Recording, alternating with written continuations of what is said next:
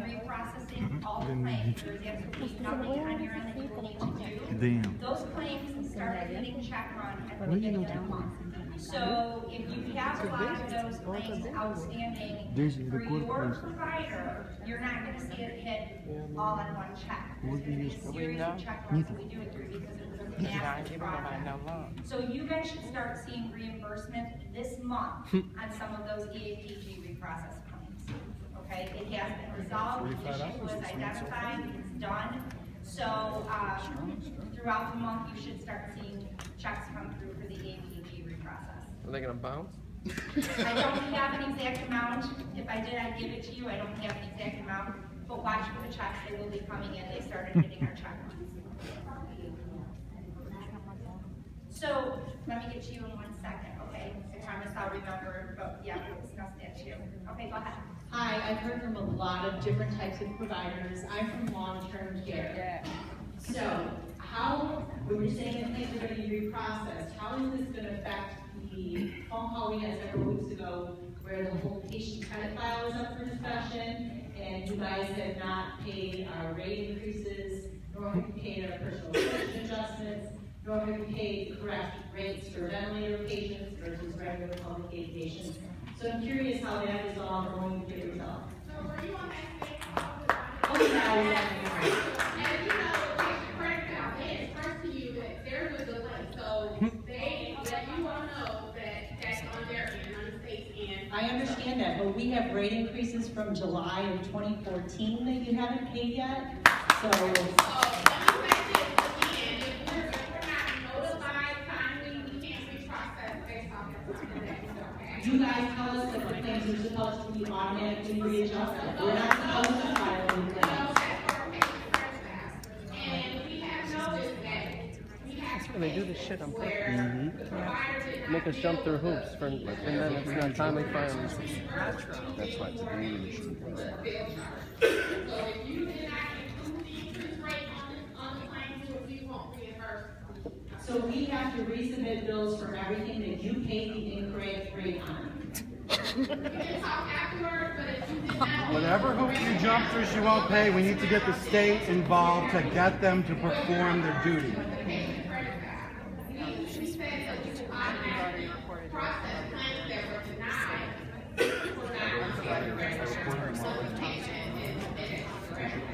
Well, we don't get notification of the rate increase until 3 months later. So obviously, the original bill was sent with the incorrect rate.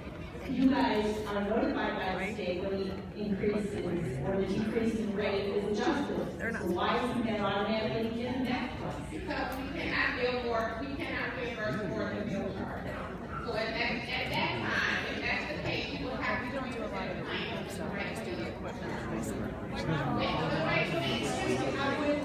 We're not billing more. We're just asking for the difference of that patient credit file that was changed from the state.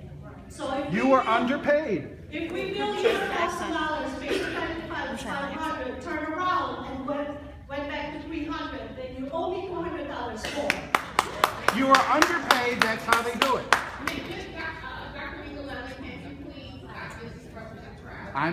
They're distressed before I got here, Kenyatta. That's why they're all here. That's why they brought their claims with them. Okay, so and they all say the let's same as me. So you're filing claims to us, and you're billing us $500. Okay, we paid you the $500. Right. So if there's a rate increase, I'm sorry, it's not the rate issue right now. It's the patient credit, meaning that there's a patient credit file that needed to be taken out from that claim. Let's say that $1,000 claim, there's a patient credit of $500 at that time you guys paid us. And then they turn around and there's a change. It became $300. So now I have receivable of $200. Who's gonna pay me for that difference? Mr. Wrong. That's in the black hole. No, we don't know if there was that's why I asked for on that state call, because if we received something from the state saying that the patient responsibility is $500, we don't know anything different other than what the state provides. But so they say you would need to contact us because we need to verify that damn answer. She gotta talk to me later. Remember the phone call? They do. Conference call? Not to us, they don't do that. Yeah. Okay. I have a sample of that issue right now. If you want, I can give you a copy. Yeah. Yeah, it's crazy. We also provide homemaker services. And the simple question was, when a client or a member of yours is, there would be when they actually change, either go to another plan, go back to the CCP program. Is there a process on your end to notify us? Because I guess the problem we're having is we don't know when they move, and I know that's probably has something We to do should with be the state. notifying you. We should be. So if we're not notifying you that they're no longer a patient, as it relates to homemakers, Yes. that's different than the rest. It's just homemaker. Yeah, homemaker, we should be notifying you that they're no longer with ILLINICARE, and if that's not happening, let us know.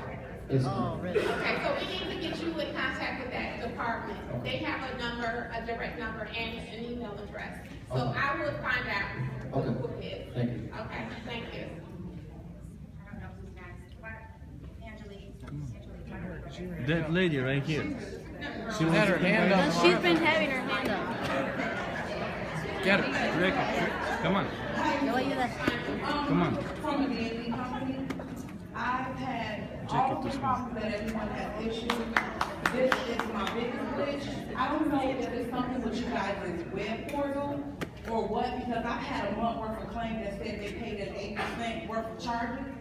I haven't got paid since February. How am I supposed to continue to supply the patient if I don't have money to buy the inventory? So I understand. You're saying that it shows that we paid and you didn't receive the payment? In February, all of my claims came back paid at 8% of charge, and it said the alphabet A. What is that? I have no clue. So first, I talked to claims. Claims gave me a lady named Catherine Croft. We emailed, she told me to send her all the claim numbers. Then it went to Sharon. Sharon finally took care of those February claims this month. I still have March, April, May, and I have to give you your supplies. These are people's underwear and their catheters and urinals. I have to supply you monthly, but I'm doing it out of my pocket because I'm not getting the money back for what I'm giving you. Yeah. Everybody And feel I that? also have the prior authorization problem. It'll be something that says I don't need prior auth. My claim will come back and say, oh, it wasn't paid, you need a prior auth. Okay, It's so too many the February claims cleared up. Yeah, you cleared those. I'm really happy to hear that.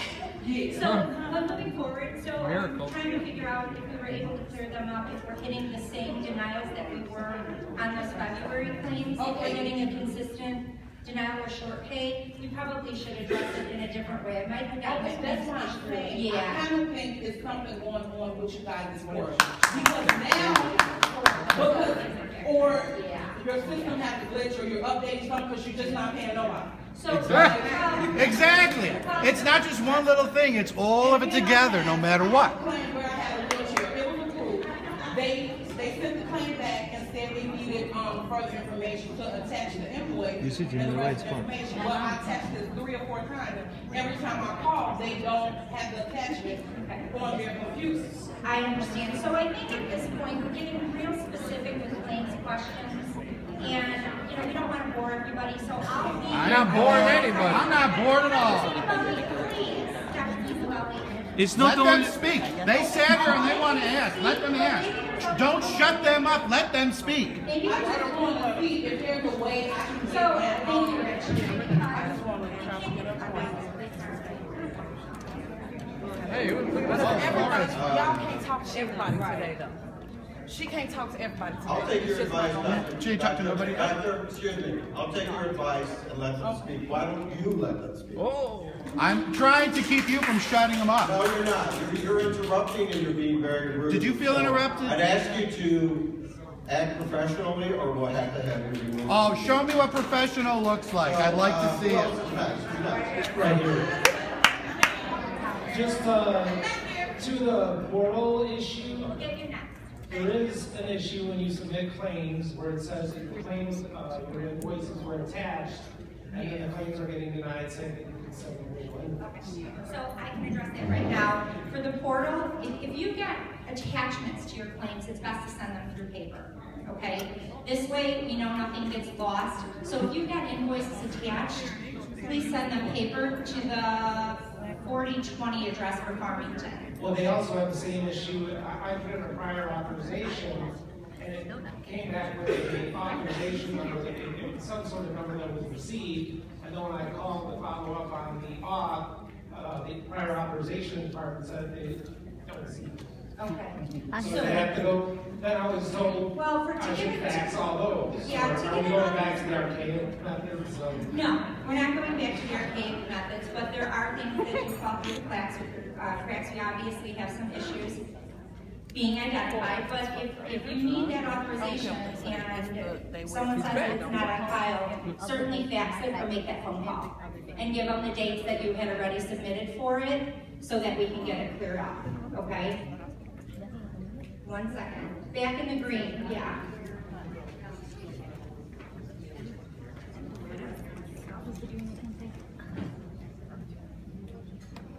Hi, my name is Yolanda, and I am from ILLINICARE, which is a long-term care facility, psychiatric facility.